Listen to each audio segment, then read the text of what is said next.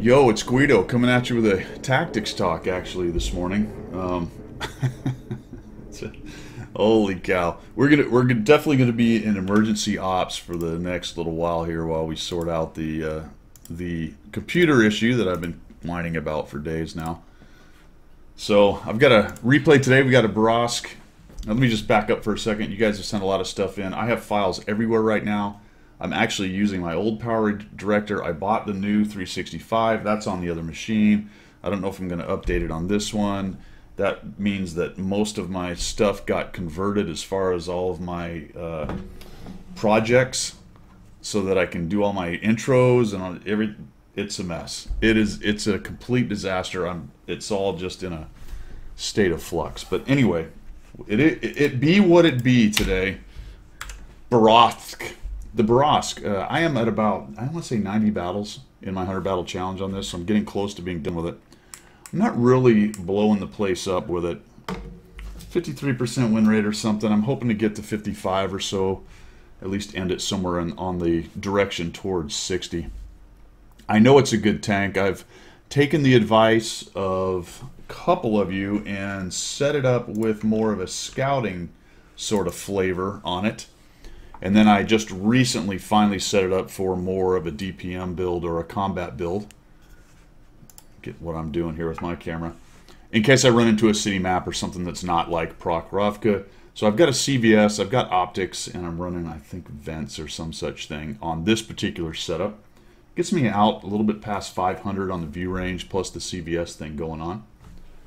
So we're on Proc today. I'm going to come over here, and I just wanted to kind of feature this tank. I think everybody sort of knows what it does. It's got the nice little burst. It's got the mobility. It can be kind of a scoutish. It's got pretty good camo, especially for a medium, and lots of view range in the case of this one, the way I've got it set up. I've got a pretty good crew in it. So we're going to initially come over here onto the west side of Proc, and we're going to sort of hang out in this bush. The ELC is ahead of me. So I'm going to let him do the spotting and see if I can't farm a little bit of damage early on if they get a little crazy. I am watching over on the east. It doesn't look great. There's a couple mediums and a heavy going that way. I really don't know what the Sturb is planning on shooting from the position he's in. Maybe somebody by the TNH. I don't know. The RHM's in a weird spot. He's sitting on that little ridge in a bush. I don't know. There's a rock there too. Is he hiding behind the rock? I'm not really sure what's going on there. We got guys clicking up forward saying, hey, there's people up there, or somebody go spot for me, or whatever it is they're trying to do. So for the moment then, the point of all that blappity blabby was I'm just going to kind of wait and see what pans out. I could ridge run, but I'm looking at a 40 M4043 and a 155-51. This thing is fast, it's pretty agile, but it is a tracked tank, and I just don't want to go get aggroed by two arty right off the bat. There's a lot of TDs on both sides. If you take a look at the setup and we get the T28 lit up, plus the Sturb. I changed targets because that T28 is going to be hard for me to do anything with. Okay, yay, critical damage. Standard for Guido. And there we go, we get one. Good.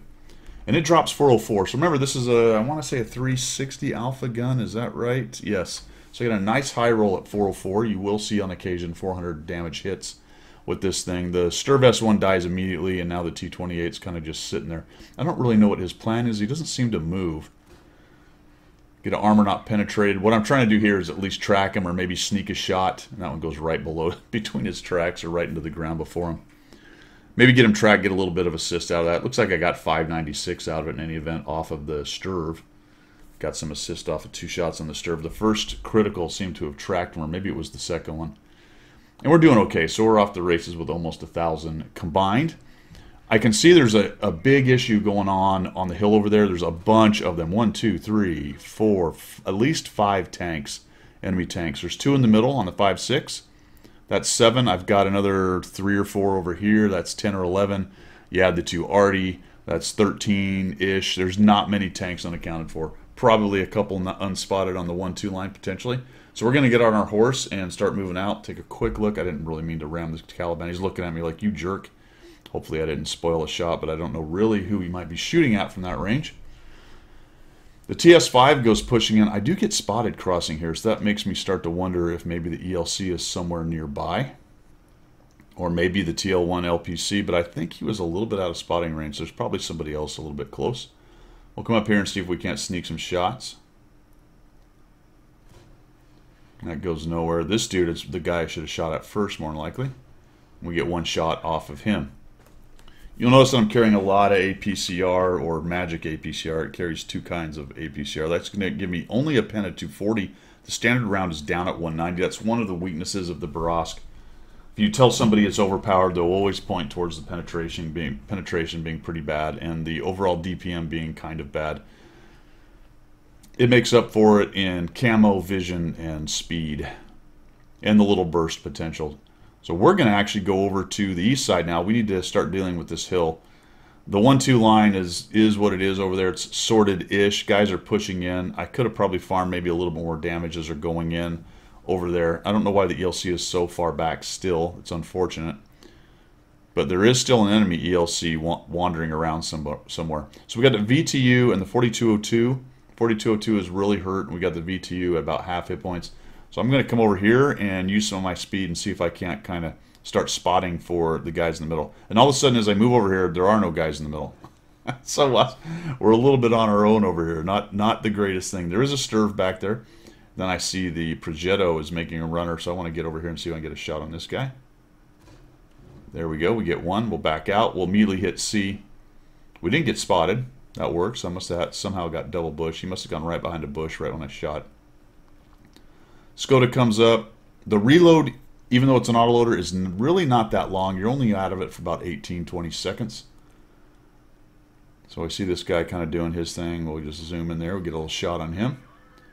We'll let that all the way zoom in. And fortunately, somebody knocked that building down, so any shot that went slightly left was not going to be eaten by the building. I really needed RNG to shine on me there. The Artie nukes the Lurva, and all of a sudden we've got a better situation going on over here in the 5-6 line. We've made a lot of ground here. The VTU, I noticed him, he gets up on top into those bushes and doesn't disintegrate until about right now. First I went, oh, he's not being seen, and I went, ooh, he did get seen. I have a little bit better camo plus the CVS. I take a quick peek. Nothing. He was a little far left, so there are some spots there where you can actually be uncovered from the bush, but he's got a lot worse camo than I do. And then I see this guy up here. I'm like, well, I can't resist this. We get one into him. Somebody else kills him. I don't have to wait for my shot. I'm just going to hit C, reload, and head on back down. I know there's still a Progetto over in town. I think somebody actually just took a poke at me there. I would like to go find that guy if I could. There's at least one still on the south side of the hill, if not more. The ALC has been spotted, so he was lurking over there the whole time. Probably spotting all the pushers and got them all nuked. You can see most of them are dead right there. Progetto gets pushed a bit by the 122. We're going to try to help him. We get an armor not hit. Fantastic. And then we can close him out. He's gone. And we'll back out. No need to hit C. Obviously, 2 shots. Bang, bang. It's going to reload on its own. We're up to 2,261, and now we want to try to find what is going on up here. Now we've got the ELC, the LPC, and the 130. That's 3 of them. That leaves the Caliban as the guy that's lit there. Once again, I'm going to note for Wargaming, for the developers, if they're listening, I don't know why you haven't made it so that any tanks that are in this column, 0 column, the names show up on the left side. I can't comprehend for the life of me why you would not do that. It is, at this point, ridiculous. It's been how many years? Anyway.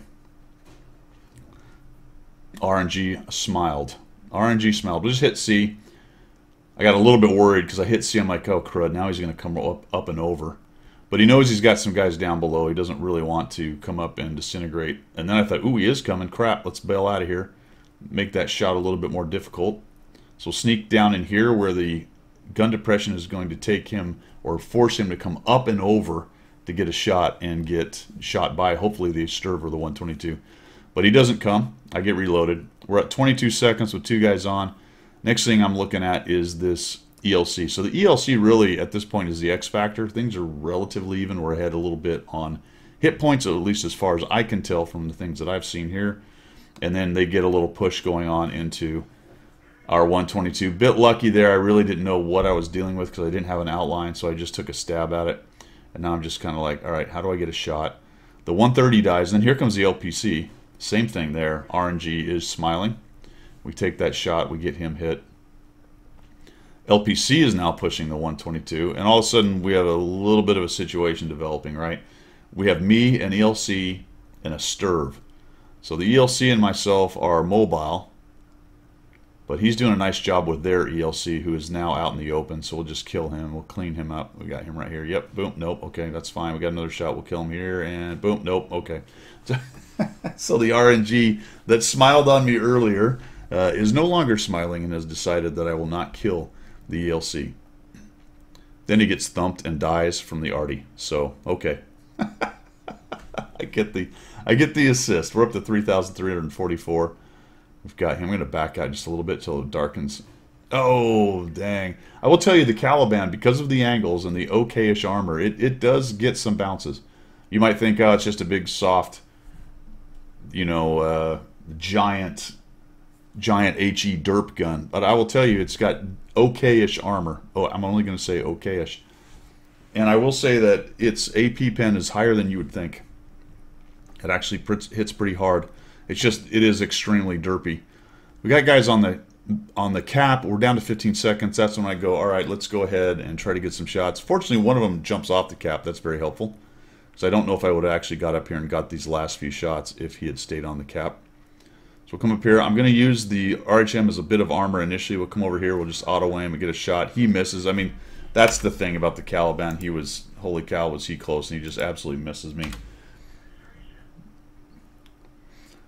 2 shots, and I think I got both of them. Yes, I hit both of them, but we don't quite kill him. The arty actually closes that guy out, and we're down to just the 155.51. I think the LC actually finds him, and nope, we're going to cap. Forgot about that. We cap 4,025 damage, 2,104 assist.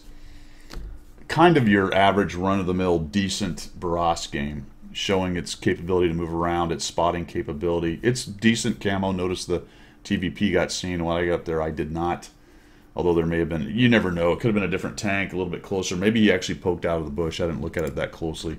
But still, definitely better camo, obviously, on a Barras than there is on the giant TVP. So it can do the scout thing. It can do the medium thing. As all autoloaders, it is good at closing out tanks that are relatively low hit points. And even though it is an autoloader, it's never really out of the game that long. So it has a lot going for it in terms of what you would like to have for a good player. It's just that the pen is low. That kind of stinks, and it is a slightly derpy gun at times. All right, guys, well, we're back at it. I'll try to keep the videos going in the midst of all this. I'm waiting for some RAM to come. They're going to replace that first.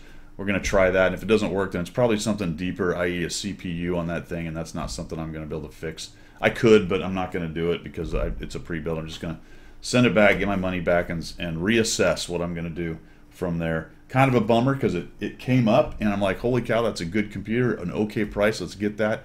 I've had a hard time finding stuff, and then, anyway, that's all I've got for today. Thanks for tuning in. We will see ya.